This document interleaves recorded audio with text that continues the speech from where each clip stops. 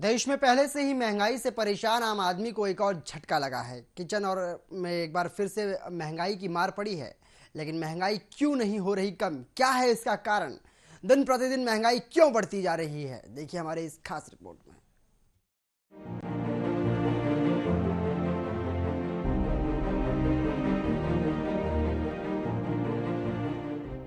देश में बढ़े एलपीजी के दाम।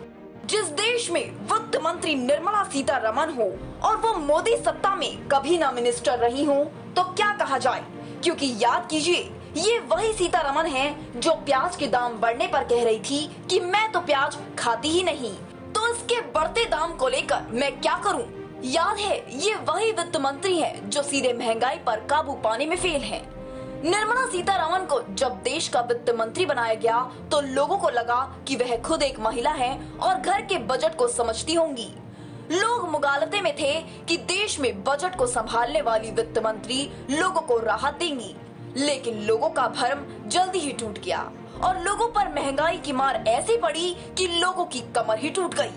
घरेलू एलपीजी सिलेंडर का दाम बढ़ा दिया गया। घरेलू एलपीजी सिलेंडरों की कीमतों में 50 रुपए की बढ़ोतरी की गई, जिसके बाद अब राजधानी दिल्ली में डोमेस्टिक एलपीजी सिलेंडर की कीमत 999.50 रुपए प्रति सिलेंडर हो गई है।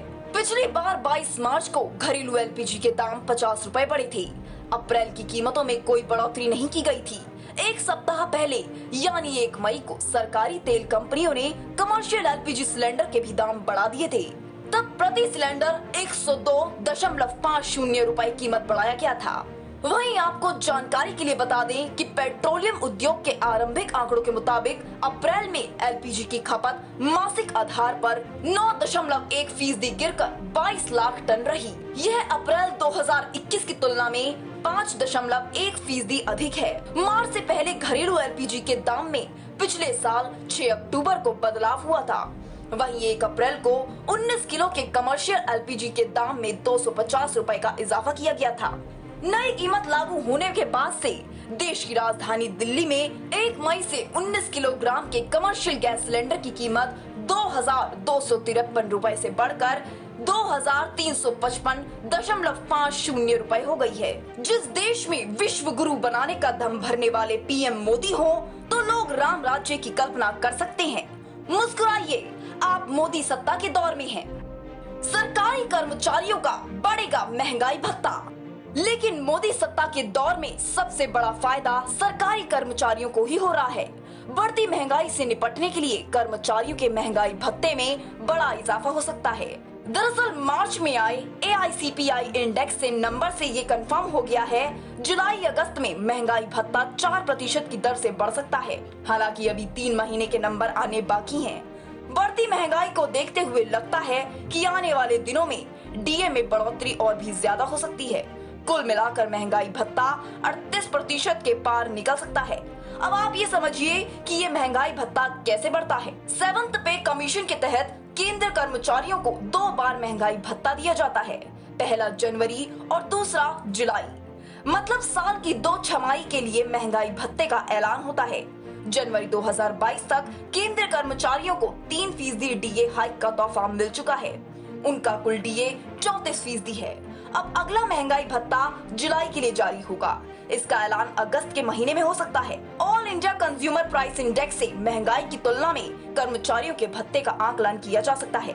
लेबर मिनिस्ट्री इन आंकड़ों को जुटाती है और फिर नंबर्स जारी करती है। जनवरी में इंडेक्स दिसंबर 2021 की तुलना में घटकर 125.1 रहा था। फरवरी में 125 अंक पर पहुंच गया था, लेकिन मार्च में बड़ा उछाल आया है और इंडेक्स 1 पॉइंट बढ़कर 126 पर आ गया है। दिसंबर 2021 में AICPI का आंकड़ा 125.4 पर था। अब ये तो समझ ही लिया है कि महंगाई भत्ता होता क्या है, लेकिन अब ये भी समझ लीजिए कि ये दिया क्यों जाता है। महंगाई भत्ता केंद्र और राज्यों की सरकारों के कर्मचारियों को उनकी कॉस्ट ऑफ लिविंग के स्तर को बेहतर बनाने के लिए मिलता है। महंगाई बढ़ने के बाद भी कर्मचारी के रहन सहन के स्तर पर कोई फर्क न पड़े, इसलिए अलाउंस दिया जाता है। सरकारी कर्मचारियों, पब्लिक सेक्टर के कर्मचारियों को महंगाई भत्ता यानी DA और पेंशन धारकों को महंगाई राहत दी जाती है। तो इन आंकड़ों से समझा जा सकता है कि केंद्र सरकार अपने कर्मचारियों का कितना ख्याल रखती है, लेकिन सरकार अपनी आम आवाम का ख्याल नहीं रख पा रही है। देश में बेतहाशा महंगाई बढ़ चुकी है और लोग परेशान हैं। कैसे कम होगी महंगाई? भारतीय रिजर्व बैंक ने बुधवार को अचानक रेपो रेट बढ़ाने का ऐलान कर दिया। आरबीआई गवर्नर ने इसकी जानकारी देते हुए बताया कि बेकाबू होती महंगाई के कारण ये फैसला लेना जरूरी हो गया था। हालांकि सेंट्रल बैंक का यह फैसला उन लोगों पर बोझ बढ़ा देगा जो कार लोन या होम लोन की ईएमआई भर रही हैं। आरबीआई का यह गणित समझने के लिए आपको समझना होगा कि महामारी के कारण बाजार में डिमांड कम हो गई थी। तब सारे सेंट्रल बैंकों ने ब्याज घटाकर कैपिटल कॉस्ट कम किया ताकि डिमांड को आर्टिफिशियली बूस्ट किया जा सके। यह इकोनॉमिक ग्रोथ को सपोर्ट करने के लिए तत्कालीन हालात में जरूरी था। अब हालात पूरी तरह से बदल चुके हैं। पिछले 10 महीनों से थोक महंगाई दर 13 से 14% के आसपास बना हुआ है। खुदरा महंगाई दर भी 6 से 7% तक पहुंच गया है। महंगाई बढ़ने का वैसे तो सीधा रिश्ता डिमांड सप्लाई में गैप से है, लेकिन एक आम धारणा ये भी हो कि महंगाई का सीधा संबंध जनता के हाथ में रहने वाले पैसे से होता है। आपके पास पैसा होगा तो आप खर्च करेंगे तो डिमांड बढ़ेगी, लेकिन सप्लाई पूरी नहीं हो पाएगी तो महंगाई बढ़ेगी। सप्लाई में कमी के कारण अलग अलग हो सकते हैं, जैसे सप्लाई चेन में रुकावट, कामगारों की समस्या, उत्पादन में कमी। डिमांड के मुताबिक सप्लाई बनी रहेगी तो महंगाई काबू में रहेगी। रेपो रेट बढ़ाने से पैसे की डिमांड कम हो जाएगी। पैसे कम होंगे तो लोग घर, स्कूटर, कार कम खरीदेंगे, कम लोन लेंगे। डिमांड कम होगी तो महंगाई कम रहेगी। हालांकि हकीकत में पैसे और महंगाई के बीच का ये रिश्ता इतना कारगर नहीं दिखता है, लेकिन अब देखना होगा कि सरकार महंगाई को कम करने को लेकर क्या कदम उठाती है। वहीं